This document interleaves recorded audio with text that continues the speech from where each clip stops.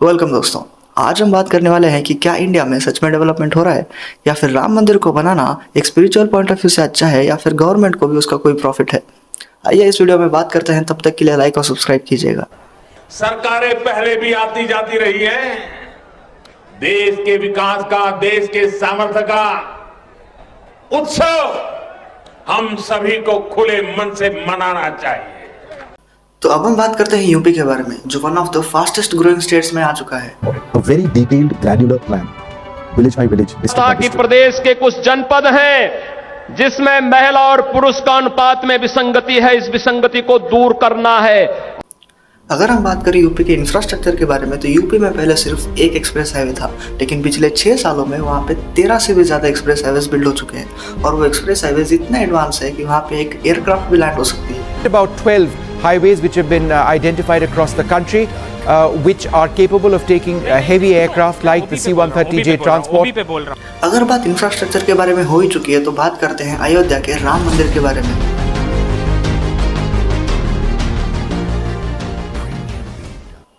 Social media में मैंने ऐसे कई सारे स्टोरीज देखे जहाँ पे लोगों का मानना ये था कि वहाँ पे राम मंदिर बनने से अच्छा कोई हॉस्पिटल या फिर एजुकेशनल इंस्टीट्यूट बन जाता। क्या ये बात सही है? तो बोल रहा है कि मंदिर से भिखारी बढ़ेंगे। विद्यालय जरूरी है, मंदिर जरूरी है, विद्यालय जरूरी है। सारे देश तो सुबह मंदिर बनना जरूरी था या उसके जगह पर हॉस्पिटल बनना जरूरी है? इतना बड़ा भव्य और इतने रुपये की लागत से मंदिर बनाया जा रहा है, अगर उतने ही रुपये में अगर हॉस्पिटल बना दिया जाता तो आज confederation of all India traders एक 8 करोड़ से भी ज़्यादा ट्रेडर्स का एसोसिएशन है, जिनका प्रेडिक्शन ये है कि अयोध्या में राम मंदिर बनने से 1 लाख करोड़ से भी ज़्यादा का बिजनेस जनरेट होगा। अयोध्या डेवलपमेंट अथॉरिटी ने एक होली अयोध्या नाम से ऐप डेवलप किया है, जहाँ पे टूरिस्ट वहाँ के लोकल्स के होम स्टेज में रह सकते हैं। और इस चीज़ के लिए 500 से भी ज़्यादा फैमिलीज ने ऑलरेडी रजिस्टर किया हुआ है। 19 दिसंबर को होटल के प्राइसेस 17,000 से 73,000 तक पहुंच गए थे, फिर भी सारे के सारे होटल्स बुक जा रहे थे। अयोध्या डेवलपमेंट अथॉरिटी का ये कहना है कि वहाँ पे 73 से भी ज़्यादा लग्जरियस होटल्स बनने जा रहे हैं। उनमें से ITC, रेडिसन, ताज जैसे बहुत बड़े बड़े लग्जरियस होटल्स हैं। जहाँ तक बात है एजुकेशनल इंस्टीट्यूट और हॉस्पिटल्स की, तो मैं उनके खिलाफ नहीं हूँ, वो तो बनने ही चाहिए।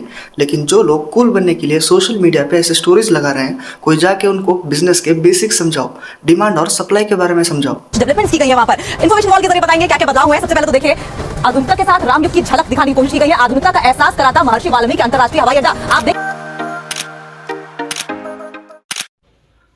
अब हम बात करते हैं गुजरात के टेक सिटी के बारे में।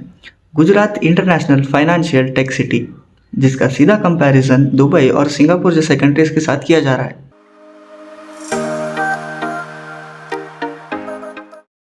बात जब बिजनेस और डेवलपमेंट की हो ही चुकी है, तो बात करते हैं क्योंकि वो इंडिया, दुबई और मलेशिया जैसे कंट्रीज से बिजनेस में अभी पीछे है। वो इसलिए क्योंकि इंडिया में कॉर्पोरेट टैक्स 25% है और दुबई में 0%, और वहीं पे मलेशिया में 17% है। बस इसी टैक्स से बचने के लिए बहुत सारे स्टार्टअप एक स्ट्रैटेजी यूज़ करते हैं जिसका नाम है स्टार्टअप फ्लिपिंग। स्टार्टअप फ्लिपिंग को समझने के लिए हम 2 सिनेरियो यूज़ करेंगे, सिनेरियो ए और सिनेरियो बी। सिनेरियो ए में एक कंपनी है जिसका नाम है राज ग्रुप्स, और जिसका रजिस्ट्रेशन भी इंडिया से ही है, और उसके सारे सॉफ्टवेयर राइट्स भी उसी के पास है। तो अगर वो कंपनी एक साल में 200 करोड़ का रेवेन्यू करती है और 100 करोड़ का प्रॉफिट, तो उसका टैक्स होगा 25 करोड़। अब सिनेरियो बी में यही कंपनी अपने आप को जो सब्सिडरी कंपनी रजिस्टर करवाएगा, जिसका पेरेंट कंपनी होगा मलेशिया के अंदर। ये अपने सारे पेटेंट राइट्स उसको दे देगा, जिससे कि होगा यूँ कि अपने सारे रॉयल्टी का पैसा उसको दे देगा। यानी कि 200 करोड़ के रेवेन्यू में 100 करोड़ का प्रॉफिट होगा। उस 100 करोड़ में ये 90 करोड़ एज अ रॉयल्टी उस कंपनी को देगा। अब बचा हुआ 10 करोड़ नेट प्रॉफिट्स, उसके अंदर ये टैक्स पे करेंगे, जो होगा 2.51 करोड़। तो अब आपको लग रहा होगा कि गिफ्ट सिटी का और इसका क्या ही कनेक्शन है। तो कनेक्शन कुछ इस प्रकार है कि गिफ्ट सिटी में 10 साल तक सारे कंपनीज को टैक्स फ्री कर दिया जा रहा है, जिससे कि बहुत सारे कंपनीज यानी कि बहुत सारे मल्टीनेशनल कंपनीज वहाँ पे अट्रैक्ट होंगी और वहाँ पे ट्रेड बढ़ेगा, जिससे कि वहाँ पे डेवलपमेंट तो ऑब्वियस हो जाएगी। इंडिया ऐसी बहुत सारी चीज़ों में डेवलप कर रहा है, लेकिन कुछ ऐसी चीज़ें हैं जहाँ पे इंडिया को फोकस करना चाहिए, जैसे कि मणिपुर का वायलेंस का केस। मणिपुर में एक बार फिर हालात बिगड़ते जा रहे हैं। पूर्वोत्तर राज्य करना अनिवार्य है क्योंकि मामले की अभी जांच चल रही है। सोशल मीडिया पर मणिपुर गवर्नमेंट को इंटरनल सिक्योरिटी यानी कि पुलिस सिक्योरिटी पे ज़्यादा ध्यान देना चाहिए, उनके एडवांसमेंट पे ध्यान देना चाहिए, क्योंकि बहुत सारे ऐसे पुलिस स्टेशन हैं जहाँ पे उनका ओन व्हीकल भी नहीं है। इन सब चीज़ों पे एक डिटेल वीडियो तो बनता है। तब तक के लिए लाइक और सब्सक्राइब कीजिए इस चैनल को इन्फॉर्मेटिव और इंटरेस्टिंग वीडियोस के लिए। मैं मिलता हूँ आपको नेक्स्ट वीडियो में। Good bye.